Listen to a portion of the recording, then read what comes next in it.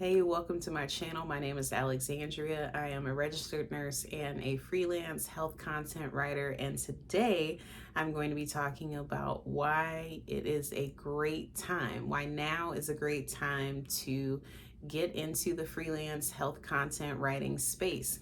If you like what you hear, please subscribe to this channel. Tell me how I'm doing. I want to hear it all, the good, the bad, and the ugly. I can take it. So, why is now a good time to get into content writing? Honestly, I have to say that my experience has been nothing but good. I started my business in 2022 as a freelance health content writer. I still work for an employer, so I am an employer. I'm an employee and an employer by having my freelance health content writing business. And I really started the health content writing business that I have as a way to just generate an additional side of income, but also in larger part because I was really missing the bedside patient education that I ended up essentially losing when I decided to walk away from the bedside and bedside nursing. And, there are a lot of people who really want to learn more about medical conditions and how to live with them at home and how to best manage them and keep themselves out of the hospital. And so I choose to write health content for clients who are doing just that, giving you more information about how to live with a condition. So I want to make sure that I cover some things. I always have my notes about, reasons why it might be a good time right now for you to think about, or if you've been thinking, take the plunge and jump into freelance health content writing. And one of those things is your healthcare license. Your healthcare license as a nurse, as a physician, as a dietitian, whatever you're licensed in, whatever you have education in, a degree in, that automatically gives you so much authority in that space within health content writing. I remember going to a journalism conference, and there was a pitch fest, and I pitched to a number of clients. I walked away with 4 clients. Four.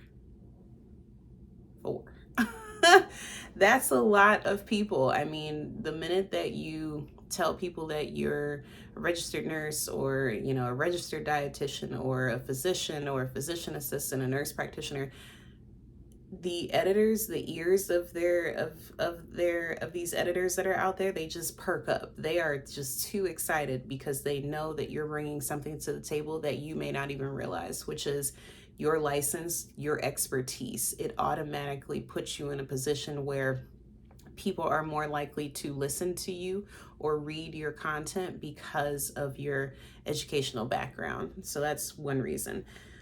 Looking for a work from home job. I have seen so many groups and platforms that have been started for nurses specifically to find a work from home job. And I have never, ever seen any of those platforms introduce freelance writing or health content writing. I have no idea why. Maybe it's because, you are kind of creating the job versus, applying for a job. But that's the beauty of being a business owner. You create your own pathway to generating income and to making a difference in your way, not in the way that another business has seen for you or created for you. Low stress is another reason why this is a great time to start a freelance writing business.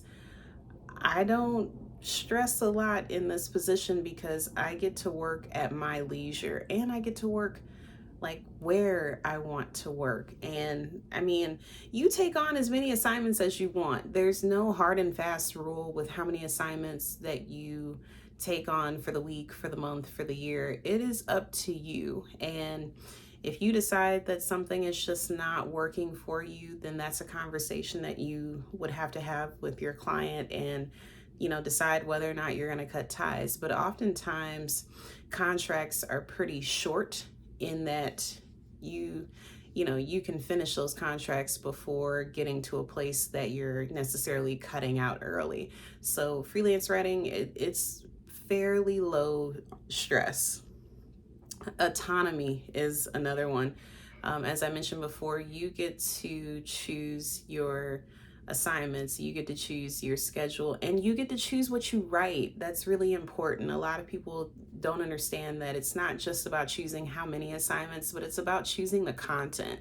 If the content is not something that resonates with you, you shouldn't have to keep writing it. It is your job as the business owner, as the authoritative figure in the health content writing space, to pick and choose wisely who you're going to write for and the type of content that you're going to accept as an assignment. You always have the option to accept and decline an assignment. And if you don't, you need to really think long and hard about how long you want to work with that client, because there should be autonomy. There should be room for you to grow. There should be room for you to learn. There should be room for you to expand on your skill set. And then obviously the demand is high. There will be times throughout the year where demand is low. The holiday season is one.